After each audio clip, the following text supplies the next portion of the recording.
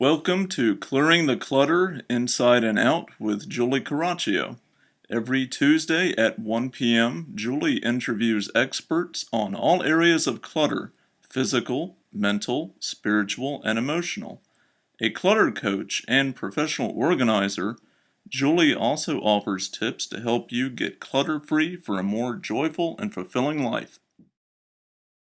Today's show is sponsored by Rapid Gift Bag, the world's greatest gift bag organizer. Wrapping paper, gift boxes and bags, tissue paper, scissors, tape, and cards. They all just slip right in. For more information, please visit rapidgiftbag.com. Hey everyone, it's hard to believe that the 2014 holidays are upon us. For the first time this year, I saw Halloween decorations in August and Christmas decorations in September and thought I was going to lose my mind. The holidays are a time when we can get not only physical clutter in our life, but also mental, emotional, and spiritual clutter. So today we're going to give you tips for clutter-free holidays and how to organize your holidays.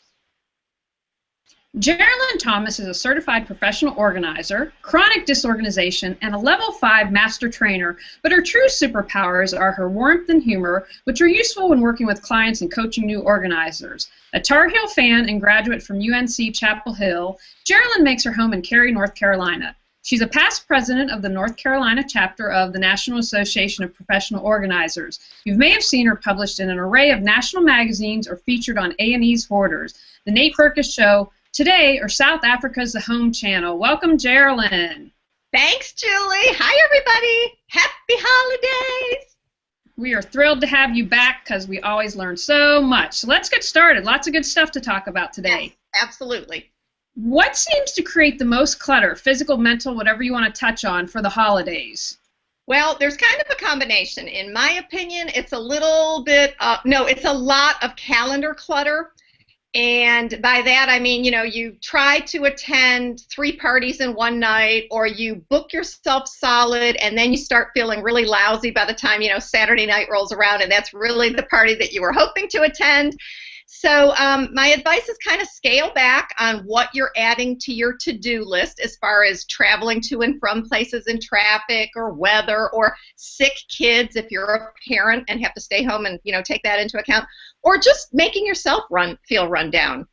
Then the calendar pressure comes also from parents who feel that they have to, bake 3 kinds of cookies and decorate like, there's nobody's business, and you need the outside lights, the inside lights.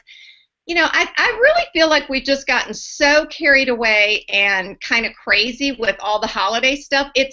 I know for me, for several years, it took the fun out of the holidays. It used to be in the good old days, you would send cards to people like you didn't see or talk to very much.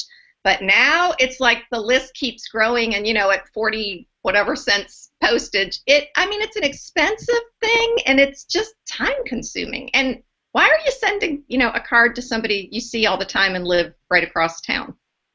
I'm with you 110%. I, for years, did not send out holidays cards for a multitude of reasons, except for elderly relatives, where I felt that, there's someone that's going to bring them a lot of joy to get the card, whereas most of people, they end up in the recycle bin within 5 seconds of reading it. Right. I agree. Now, where else would you say that people tend to get overwhelmed? We talked about clutter, but maybe another area where they get overwhelmed during the holidays beside the calendar. Well, what direction do you want to go? Where are you thinking, Julie? This is your show, Geraldine, and it's whatever you feel moved to discuss, because I trust that everything unfolds as it's supposed to. Yeah.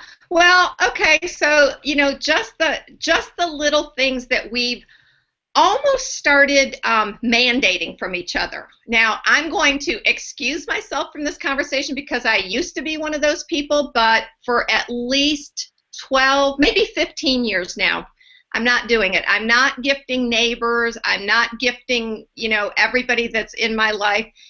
I really think it's become, I'm gonna take a little shift in the conversation. So one of the things that occurred to me when my boys were in like elementary and middle school, is I'd volunteer at the school and I'd see these teachers' desks filled with stuff.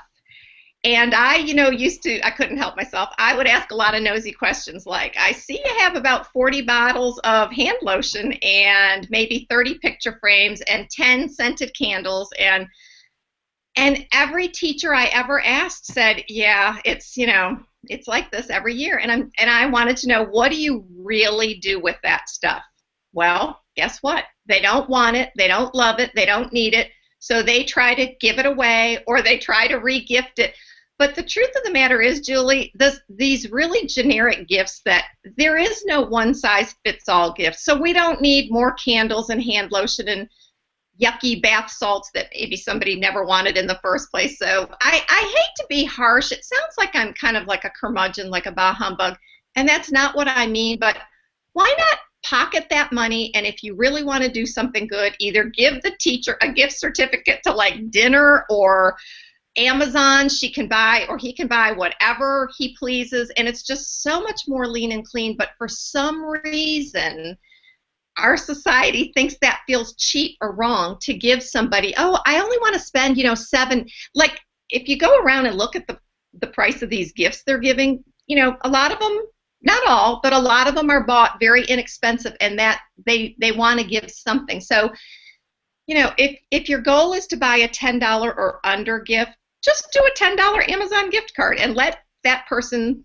stack them up and buy what they want. So I don't know. That's probably one of the biggest things around the holidays. And then you got to keep a closet full of gifts for anybody that comes over and gifts you. No, you don't. I want to give you permission. No, don't. Don't buy 10 bottles of wine because they're affordable to give away and all those other things we just went through. It's not necessary.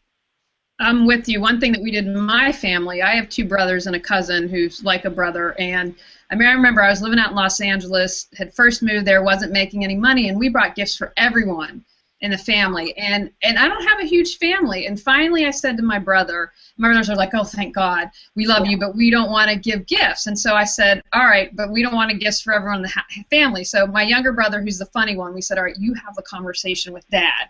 And so my dad's like, absolutely support it. He said, but let me talk to my sisters. And so what they said, and what we've decided in our family, the generation above gives to the generation below. And so I get my nieces and nephew and cousin's child gifts because, they're young kids, they're really fun, but it saved us money, it saved us time. And I'm with you. I'm like, I don't want a gift that you got on sale at a Kohl's 20% off that's $5. I'd rather have nothing.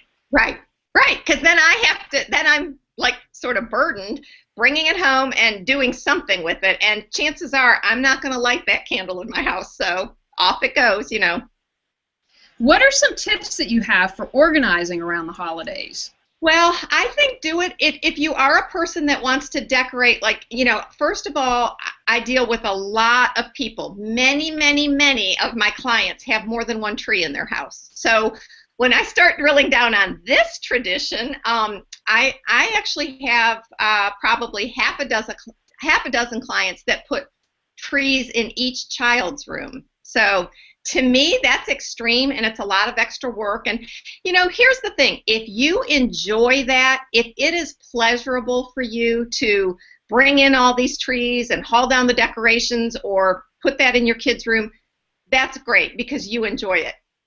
But I hear a lot of women in particular saying it's not fun. It's like they dread it, and they're the ones schlepping the stuff, from the garage or the attic or whatever. So my advice is just scale back. Just start somewhere by saying out loud to everybody. And the other thing is, some families, it's going to cause a little ruckus. It's not going to go over real smoothly. And other families will kind of have your family's reaction like, oh, thank goodness, and here's what we want to do. This is what's important to us. So that's the first thing. And then I've always been a big believer in a cookie swap. It's fun. It's social. Invite people that their kitchens are clean would be my first real organizing tip. Like, you don't want somebody at your cookie swap that you've been in their kitchen and think, I'd never eat a thing in here. Well, keep that in mind who you invite. But for the most part, a cookie swap is I'm scarred by some of my past business experience. But for the most part, cookie exchanges are fun, and we did one for years and years. All the men had to bring an appetizer that they made, and all the women had to bake cookies. Or if you had a partnership where you could flip those roles, that's cool too. We didn't really care. But it was really kind of comical because most of the guys in our group could not cook a thing, and they had to get really creative. So like one year I think we had like 6 cheese balls and they were all really bad, but it just made the party even more fun. We ended up ordering, I think, Chinese takeout or something, but I digress. Anyway, we all ended up with a variety of cookies. They were all delicious. We had fun. We had drinks that night, out smoking cigars on the patio with a fire. It was just a really fun idea and a nice way to socialize without spending, 3 weeks in the kitchen, because that's not my idea of fun. And I know it is fun for some people to do that. And that created great memories from you, and that really is what the holidays are about. No matter if you're religious or spiritual, it's about being with family and friends and creating right. memories. Right, and we have a friend that does that, like with chili. They don't celebrate the Christmas, so instead of Christmas cookies, they have a chili cook-off, and everybody has to bring a batch of chili, and then they vote. Yeah, it's really fun. So get creative. If you have wine and you each bring your favorite wine and taste it, or sky's the limit on what you can do with that. Now, are there any other challenges in clutter getting organized that you have found are specific for the holidays? So most of it is revolved around shopping and card addressing and attending events. And then really one of my most popular things that I do for folks is send them a reminder way early, not Thanksgiving, Halloween, is to book your babysitter now. And I have a list of babysitter interview questions, just little things so that if you have a New Year's plan and it's October, 3 cheers for you, but don't forget to book your sitter. That's a really big part of it. And if you want to have a few drinks and stay out later than midnight, which most people do, make sure your sitter is okay with that, or maybe she's going to spend the night. Just kind of start thinking about what needs to be done. That's an excellent tip. We are going to West Virginia for Christmas this year, and the cat sitter has been booked for a month. Yeah. Because I'm kind of an uptight cat mother, and so I want someone who is going to come and stay with him. I have all the directions planned out, and he's very particular. So that was the first thing I said. I said, before we book anything, we're getting a cat sitter. Yeah, or house sitter. Yeah, absolutely. So think about what needs tending. If you have an aquarium or a turtle or a dog, cat, children, whatever, provide for it. And, the earlier you start thing, I always call it like the countdown, the more relaxed you'll be able to enjoy. If you know that you're going to some, really kind of fancy party on New Year's Eve and you need a dress, don't wait until December 1st to go shopping for your dresses, because they're picked over. So go now while the sizes are plentiful, and do your best to find something that you think you're going to feel great and confident in. Wonderful. Now, what advice would you have to someone who's maybe like they listen to this, but then they forgot everything? It's in the middle of the holidays. They're completely overwhelmed and frazzled. What would you say to them? Well, I guess, my advice is the world's going to keep spinning even if you forget to do something, or if you have this last minute notion like, holy cow, this whole thing I planned came unraveled. So, I have my own horror holiday stories about, I'm not the world's greatest cook, and I dropped stuff on the floor or burned something or couldn't get ingredients. So you just have to go with the flow and remember that most likely the people that you're inviting to celebrate whatever it is you're celebrating, they really don't care. It's going to be fun. It's going to be fine. And one of my most successful family get-togethers was when I dropped a whole casserole of something all over my kitchen floor. The dog was eating it. The dog got sick. Everybody's there watching this. But my in-laws and family came to the rescue, and they just said, everybody in the kitchen, and we're going to go in her pantry, see what she's got, and bail her out. So it was fun. It was fine. We pulled together. Yeah, no, I love that. I did Thanksgiving dinner for the first time last year, and only had a couple of glitches, but again, I'm like, you know what, this is what we have, it's all good. Thankfully, I'm married to a very laid-back man, and his friend was over, and it was all good. Right. So, do you have any tips for families that are mixed, have mixed religions, or any advice for holiday families, just family-oriented? Yeah, so I think it's important to kind of test the waters before the holidays arrive. So some families do a summer reunion, at the beach, the beach, everybody gets together and spends some time. So I think that is probably a more appropriate time to sound off ideas. Or so if I'm thinking of somebody I work with right now, and one of the families does not allow, their religion allows no alcohol at all, and the other family is like, rockin' Irish Catholic, like, well, the more the more the merrier. So the summer is probably, or the fall is probably the best time to say, how do you want to handle this? Our family enjoys cocktails with dinner, or cocktails before dinner, or wine with dinner, and we know that's offensive to you. So if we, make it through the night and then decide at 8 o'clock coffee and dessert, and after that we're going to, so find what works. Or even little things like some cultures allow, no shoes in the house. If you know that ahead of time when you arrive, it won't make anybody uncomfortable. You are expected to remove your shoes at the door and have, clean socks. Or I'm going through like my Rolodex of all my client situations. Another culture does not allow any bare arms. So if you're arriving at this party and you're dressed up and you feel like $1,000,000 in your brand new little black dress, but it's sleeveless, that might be a huge offensive thing to do to your in-laws, future in-laws, friends. So you just want to kind of run it by and ask right out in the open, are shoes being worn? Is alcohol being served? Is that okay? Just a lot of little things like that. Or another thing I always think is important is if families get together, and let's say there's the person in her 50s or 60s who's raised her family, if you do not want other people disciplining your children, there has to be a good way to let the world know that. And I also think it's good to kind of keep yourself in check, because what was okay for your kids or the rules aren't necessarily the way other people are, raising their children. So, and it gets, Julie, like crazy sticky when it's overnight house guests, right? Okay, little Bobby, you're not allowed in their bedroom. And there he goes, jumping on their bed at, 7:30 in the morning. And these people are not singles, but, no children and sleep till 9. So.